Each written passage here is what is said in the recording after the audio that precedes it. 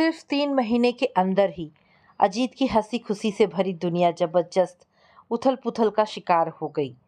विश्व बाजार में आई आर्थिक मंदी से उसका तांबे का बिजनेस भी प्रभावित हुआ था। अपनी पूंजी डूब जाने के साथ साथ सिर पर भारी कर्जा और हो गया था। कहीं से भी आगे कर्ज मिलने की उम्मीद खत्म हो गई थी। बाजार में पैसा था ही नहीं। ऐसे मुश्किल समय में पत्नी निधि भी उसका साथ छोड़कर दोनों बच्चों के साथ मायके चली गई। उसे दुख इसका भी था कि ऐसा करने की ना तो निधि ने उससे इजाज़त ली और ना उसे इस कदम को उठाने की जानकारी ही दी। जिस औरत ने 13 साल पहले अग्नि को साक्षी मानकर हमेशा सुख दुख में उसका साथ निभाने की सौगंध खाई थी, उससे ऐसे रूखे व कठोर व्यवहार की कतई उम्मीद अजीत को नहीं थी।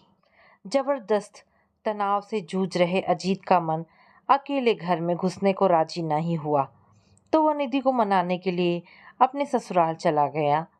वहाँ उसकी बेटी रिया और बेटा रोहन ही उसे देखकर खुश हुए। निधि, उसके माता पिता और भैया भाभी शुष्क और नाराजगी भरे अंदाज में उससे मिले। अजीत खुद को अंदर से बड़ा थका और टूटा हुआ सा महसूस कर रहा था। इस वक्त वह नींद की गोली खाकर सोना चाहता था, पर मजबूरन उसे अपनी पत्नी व ससुराल वालों के साथ बहस में उलझना पड़ा। क्या हमने अपनी बेटी तुम्हें मारपीट करके दुखी रखने के लिए दी थी? बड़े आक्रामक अंदाज में ये सवाल पूछकर उसके ससुर सुभाष जी ने वार्तालाप शुरू किया। आजकल मैं बहुत टेंशन में जी रहा हूँ पापा। कल रात मेरा गुस्से में निधि पर जो हाथ उठा, उसके लिए मैं माफ़ी मांगना चाहता हूँ। बात को आगे न बढ़ाने के इरादे से अजीत ने शांत लहजे में फौरन क्षमा मांग ली। जीजा जी, आपने तो पिछले कई महीनों से दीदी का जीना हराम कर रखा है। न आपसे बिजनेस संभलता है और न शराब। गलतियाँ आपकी और गालियाँ सुने दीदी। नहीं, हम दीदी को आपके साथ और अत्याचार सहने के लिए नहीं भेजेंगे। उसके साले समीर ने गुस्से से भरी आवाज़ में ये फैसला अजीत को सुना दिया। तुम आग में घी डालकर मेरे घर को तोड़ने की कोशिश मत करो समीर, अजीत ने अपने साले को डांट दिया। अभी घर न लौटने का फैसला मेरा है अजीत। इन शब्दों को मुंह से निकालकर निधि ने अजीत को चौंका दिया। परेशानियों से भरे इस समय में क्या तुम मेरा साथ छोड़ रही हो? अजीत एकदम से भावुक हो उठा। मुझे बच्चों से अगर दूर रहना पड़ा तो मैं पागल हो जाऊंगा निधि, और अगर मैं तुम्हारे साथ रही तो मेरे दिमाग की नस फट जाएगी, निधि ने पलटकर क्रोधित लहजे में जवाब दिया। बच्चों जैसी बातें मत करो। इस वक्त तुम्हें मेरा साथ देना चाहिए या मेरी परेशानियां और बढ़ानी चाहिए? अजीत, तुम एक बात अच्छी तरह से समझ लो, सुभाष जी बीच में बोल पड़े। बिजनेस में हुए घाटे को पूरा करने के लिए निधि अपने जेवर नहीं बेचेगी। उसके नाम पर जो फ्लैट है उसको बेचने की बात भी तुम भूल जाओ। इनको बेचे बिना मेरी समस्याओं का अंत नहीं होगा पापा। इस महत्वपूर्ण बात को आप सब क्यों नहीं समझ रहे हैं? अजीत गुस्सा हो उठा। तुम्हारे बिजनेस में पहले ही लाखों डूब चुके हैं। ये जेवर ही भविष्य में रिया की शादी और रोहन की पढ़ाई के काम आएंगे। कल को सिर पर सुरक्षित छत उस फ्लैट से ही मिलेगी तुम सबको। तुम जिस घर में रह रहे हो उसे क्यों नहीं बेच देते हो? अजीत की सास सुमन ने तीखे लहजे में सवाल पूछा। अपने इस सवाल का जवाब आपको मालूम है मम्मी? इस घर में मेरे दोनों छोटे भाइयों का भी हिस्सा है। ये घर मेरे पिता ने बनाया था, लेकिन इसकी देखभाल पर हमेशा सिर्फ तुमने अकेले ही खर्च किया है। तुम्हारे दोनों भाइयों को रहने के लिए इस घर की ज़रूरत भी नहीं। मेरी समझ से तुम्हें इस मकान को बेचने का पूरा अधिकार है। भाइयों को हिस्सा देकर जो मुझे मिलेगा उससे मेरा कर्ज नहीं। तब तुम भाइयों को उनका हिस्सा अभी मत दो, सुभाष जी ने उसे टोकते हुए सलाह दी। आप समस्या का समाधान ढूंढने के बजाय उसे और ज़्यादा ना उलझाइए पापा। हमने अपनी बात कह दी है, ना जेवर बिकेंगे ना फ्लैट। फिर मेरा कर्ज कैसे उतरेगा निधि? परेशान अजीत की आंखों में अपनी पत्नी से ये सवाल पूछते हुए डर के भाव साफ पढ़े जा सकते थे। मुझे नहीं पता, निधि ने फर्श को ताकते हुए रूखे से स्वर में जवाब दे दिया। ऐसा मत कहो प्लीज, मेरी कमाई से ही तो जेवर और फ्लैट खरीदा गया है। आज बुरे वक्त में उन्हें बेचने की जरूरत आ पड़ी है तो। आप भूल रहे हैं कि मैं भी नौकरी करती हूँ। आज हर महीने मुझे भी 30,000 की पगार मिलती है। जो भी हमारे पास है उसको हासिल करने में मेरा भी योगदान रहा है, और वह सब मैं तुम दोनों को बच्चों के भविष्य को सुरक्षित बनाने के काम में ही लाऊंगी। अगर मैं कर्ज नहीं चुका पाया तो मुझे जेल जाना पड़ेगा। इतना भारी अपमान मैं बर्दाश्त नहीं कर पाऊंगा निधि। तब आप उस अपमान से बचने का रास्ता ढूंढो। आपकी समस्या को हल करने की काबिलियत और समझ मुझ में नहीं है, ना ही ऐसा करना मेरी जिम्मेदारी है।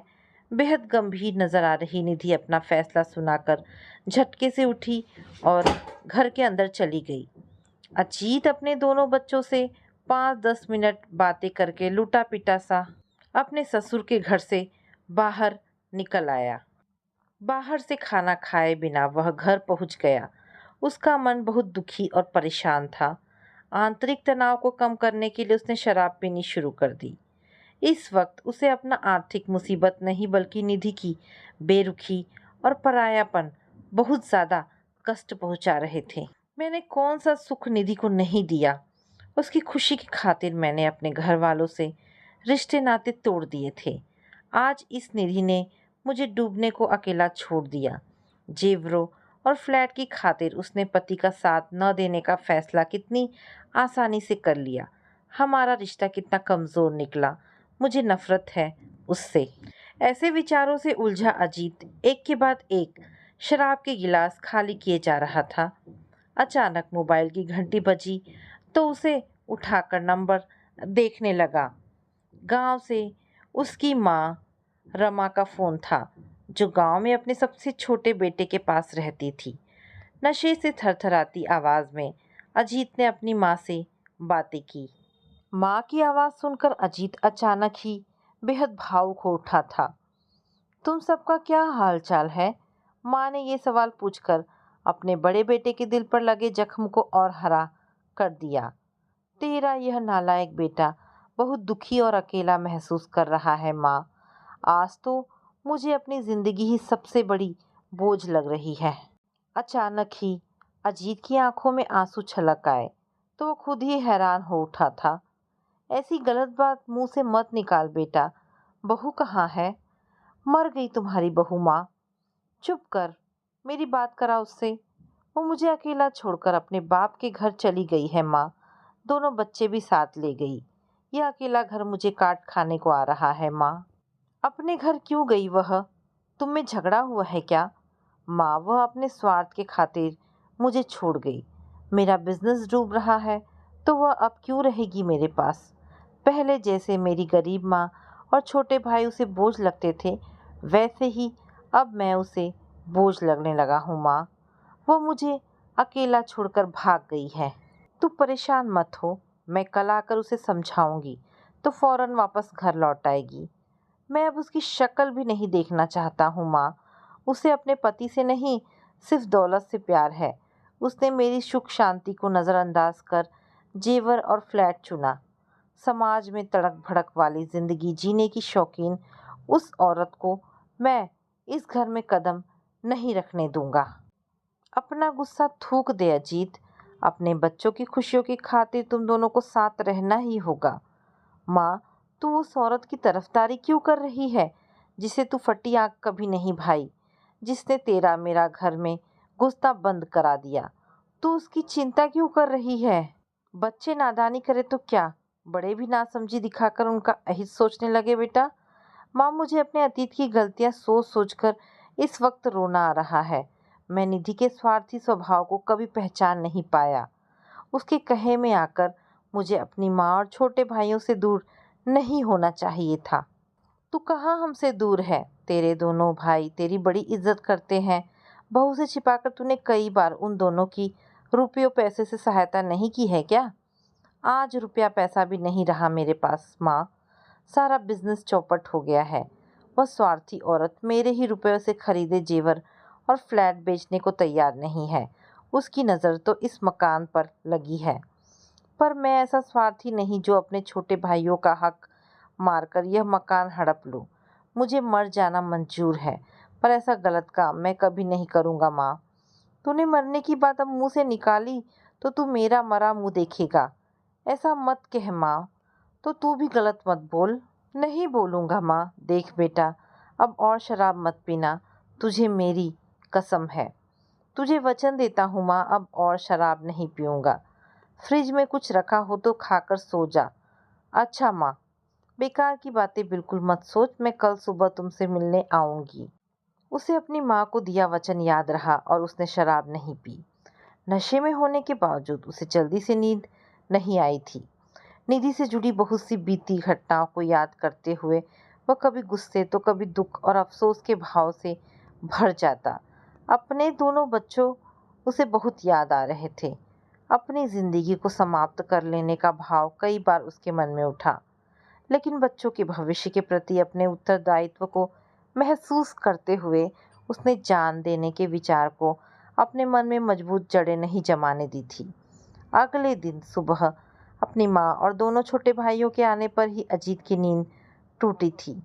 उसकी चिंता ने इन तीनों के चेहरों पर तनाव और घबराहट के भाव पैदा किए हुए थे। माँ मकान की रजिस्ट्री साथ लाई थी। अपने दोनों छोटे बेटों रमेश और सुरेश की रजामंदी से उसने मकान बेचने के लिए वह रजिस्ट्री अजीत को सौंप दी। बेटा, मकान तो फिर बन जाते हैं, पर मैंने अपना बेटा खो दिया तो उसे कहाँ से लाऊंगी। इस शहर में तू कुछ भी लेकर नहीं आया था, फिर तूने अपनी लगन और मेहनत से लाखों कमाए। आज बाजार में मंदी आई है तो ज़्यादा दुखी मत हो। ये खराब वक्त भी जरूर बीत जाएगा। मकान बेचकर तू अपने सिर पर बना कर्जे का बोझ फौरन कम कर। अपने बड़े बेटे का प्यार से माथा चूमते हुए उनकी पलकें नम हो उठी थी। अपने दोनों छोटे भाइयों को गले लगाने के बाद अजीत एक नए उत्साह, हौसले और आत्मविश्वास के साथ ऑफिस जाने को घर से निकला। तू इस शहर में कुछ भी तो लेकर नहीं आया था।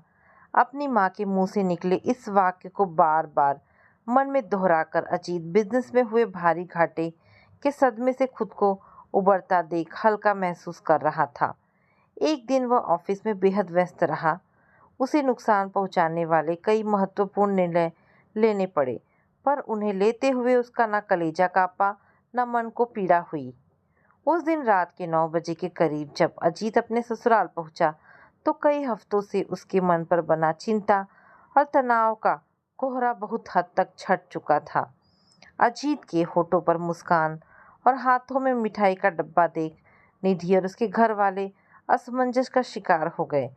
अपने बच्चों के साथ हंसता बोलता अजीत उनके लिए पहेली बन गया था। हैरानी के मारे वे अपने मन में उसके प्रति बसे नाराजगी और शिकायत के भाव को भुला ही बैठे।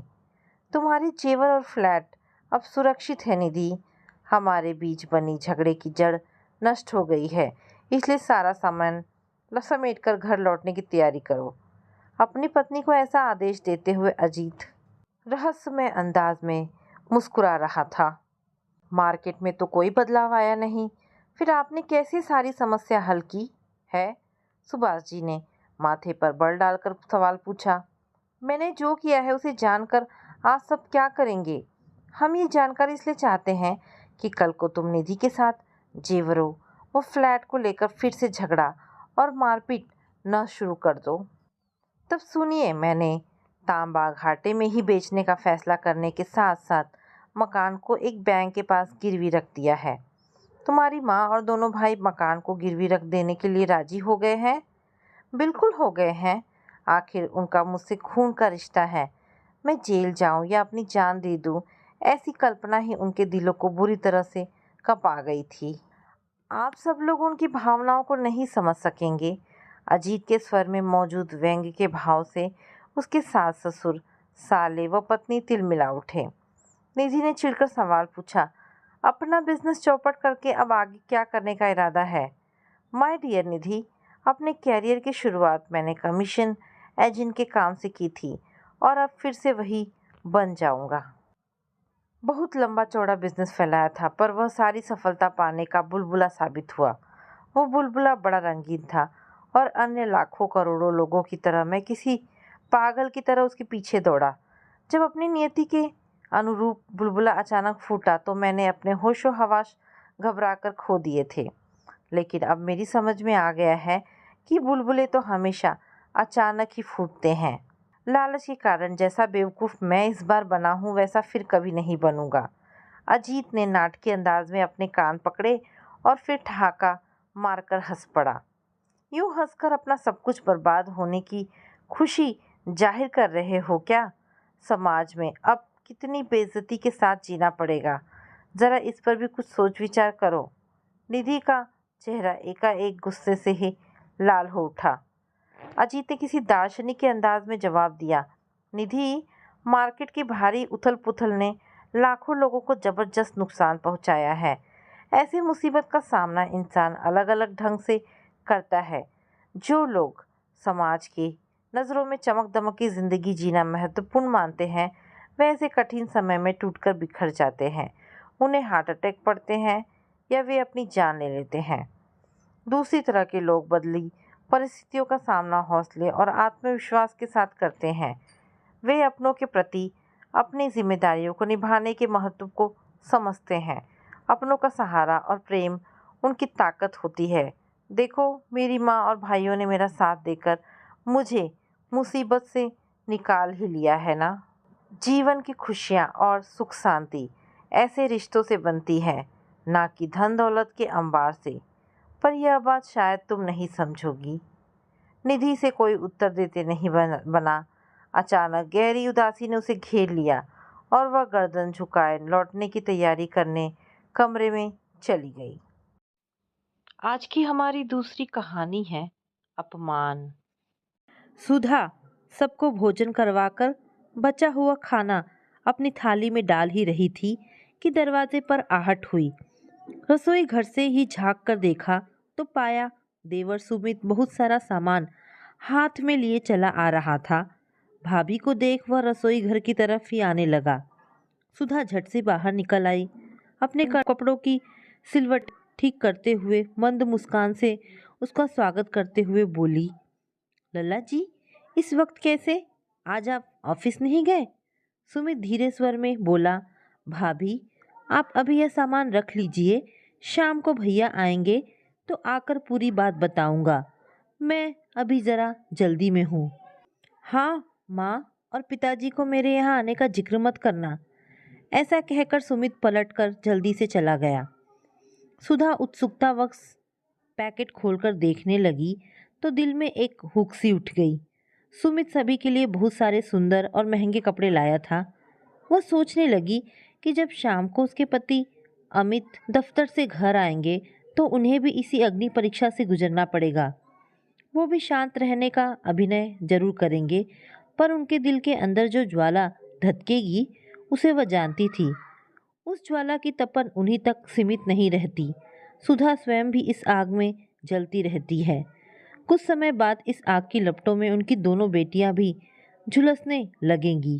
वो लोग गरीबी की जिस आग में जल रहे थे, जो आग उनके अपनों ने ही लगाई थी, वो तो उन्हें गरीबी की आग में झुलसने को छोड़ खुद बचकर निकल गए, परंतु उनका परिवार उसमें जलता ही रह गया। वो रोज हीन भावना के सागर में डूबते और रोज तैरते रहते। भविष्य में शायद उनकी बेटियों के साथ भी यह इतिहास दोहराया जाएगा। सुधा इसी सोच में डूबी अतीत के किताब के पन्ने पलटने लगी।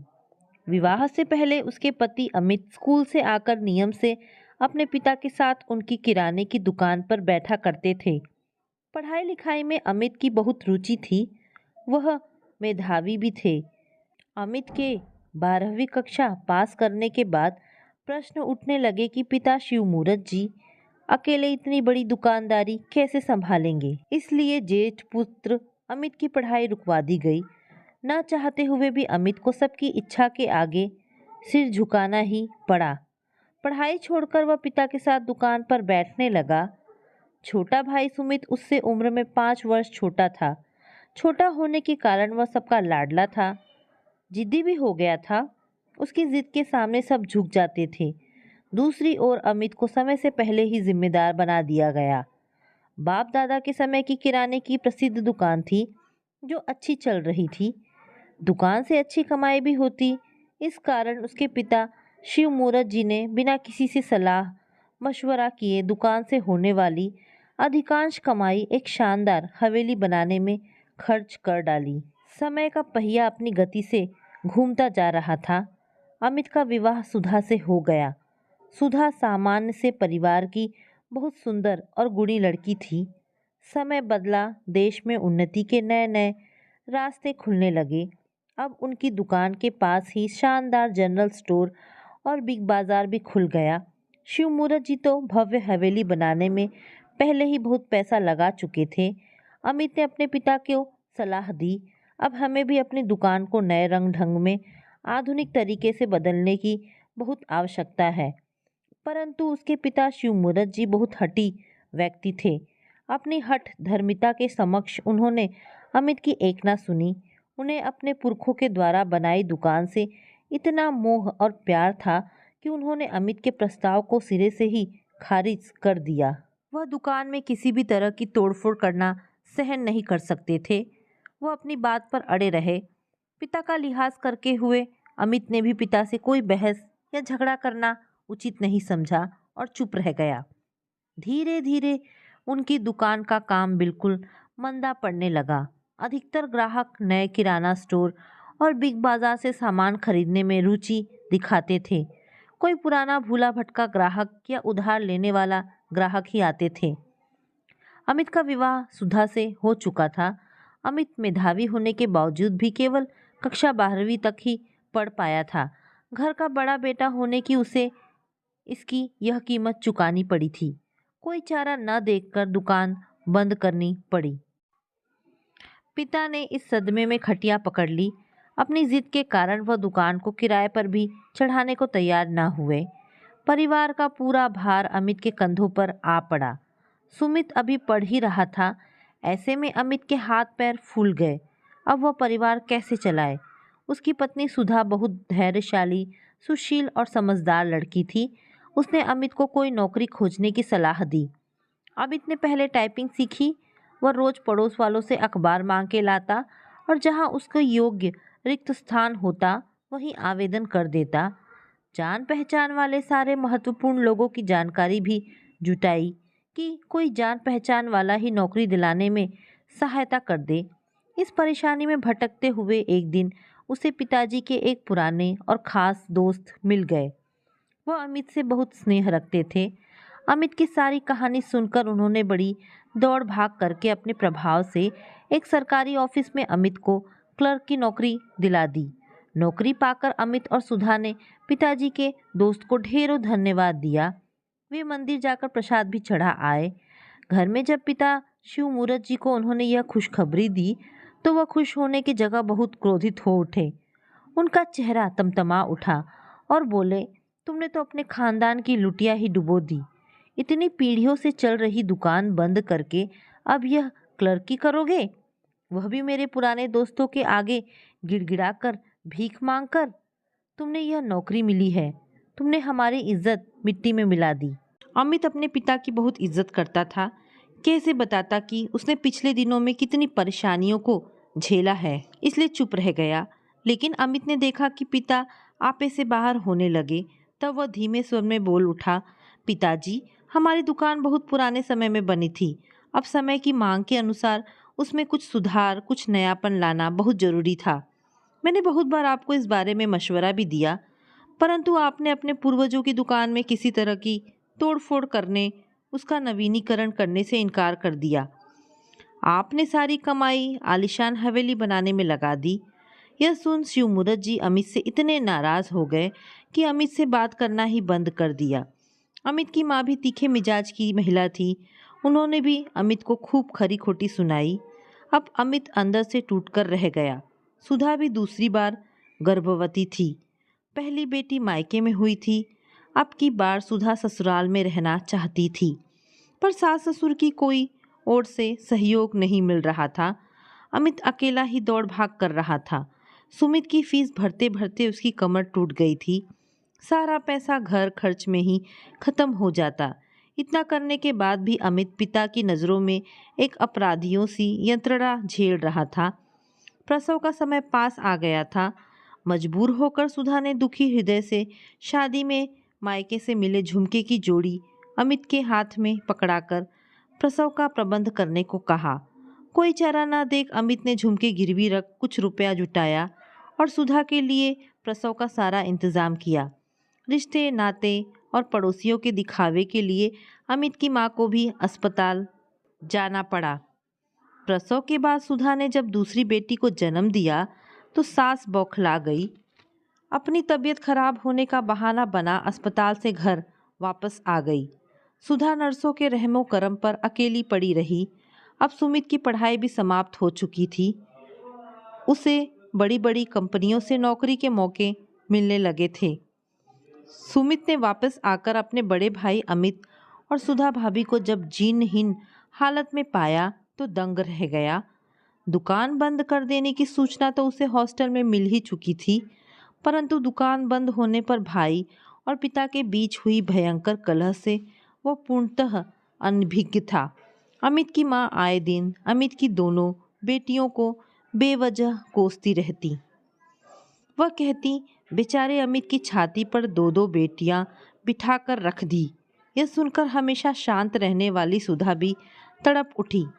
पहली बार उसकी भी जुबान खुल गई। वह बोली, माँ, मेरी बेटियों को आज के बाद न कोसना, वरना परिणाम ठीक ना होगा। घर में कलह का बीज अंकुरित हो चुका था। घर में नित्य ही झगड़ा होने लगा था। यह देख पिता शिवमूर्त जी ने हवेली को 2 भागों में विभाजित कर दोनों बेटों में बांट दिया। वह स्वयं पत्नी सहित सुमित वाले भाग में रहने चले गए। पिता का यह फैसला अमित को सहस्त्र बिच्छुओं के डंकों जैसे बेध गया। जिस माता पिता की खुशी के कारण पढ़ाई छोड़ी, उनके साथ दुकान संभाली, शिक्षा अधूरी रह गई, उसी पिता ने आज उसे ही त्याग दिया। अब बात अमित को बहुत आहत कर गया। वह अंदर तक बुरी तरह टूट गया। हठी शिवमूर्त जी कहीं से भी अपनी गलती मानने या झुकने को तैयार नहीं थे।